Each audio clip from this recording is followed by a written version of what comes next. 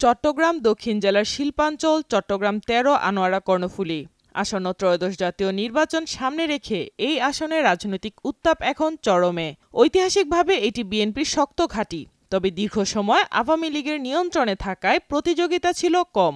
সাম্প্রতিক রাজনৈতিক বদল ও আওয়ামী লীগ নেতাদের অনুপস্থিতিতে এখন মাঠের সবচেয়ে সক্রিয় শক্তি বিএনপি। দলটির ভারপ্রাপ্ত চেয়ারম্যান তারেক রহমান এবারও ভরসা রেখেছেন তিনবারের সাবেক এমপি সরওয়ার জামাল নিজামের উপর। তার নেতৃত্বে বিএনপি প্রতিদিনই গণসংযোগ, উঠান বৈঠক ও সভা সমাবেশ করছে। প্রতিযোগিতায় পিছিয়ে নেই জামায়াতে ইসলামী। দক্ষিণ জেলা জামায়াতের সাংগঠনিক সম্পাদক অধ্যাপক মাহমুদুল হাসান চৌধুরীকে কেন্দ্র করে দলটি শক্ত প্রচারণায় আছে। সামাজিক কর্মকাণ্ড ও ধারাবাহিক গণসংযোগে তারা দ্রুতই মাঠে প্রভাব বিস্তার করছে।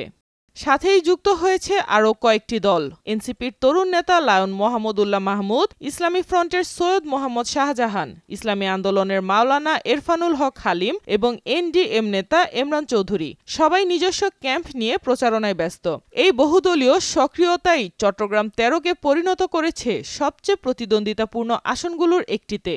রাজনৈতিক বিশ্লেষকদের মতে যদিও বিএনপি এখন বড় শক্তি, তবু এবার ভোটের সমীকরণ অনেক বেশি জটিল। প্রচারণার কৌশল, নেতৃত্বের গ্রহণযোগ্যতা এবং দলীয় ঐক্য শেষ পর্যন্ত এগুলোই নির্ধারণ করবে ফলাফল। আনোয়ারার ১১টি এবং কর্ণফুলীর ৫টি ইউনিয়ন মিলিয়ে মোট ভোটার প্রায় ৩.৫ লাখ, যার বেশিরভাগই আনোয়ারায়। তাই প্রধান প্রার্থীদের ফোকাসও সেখানেই।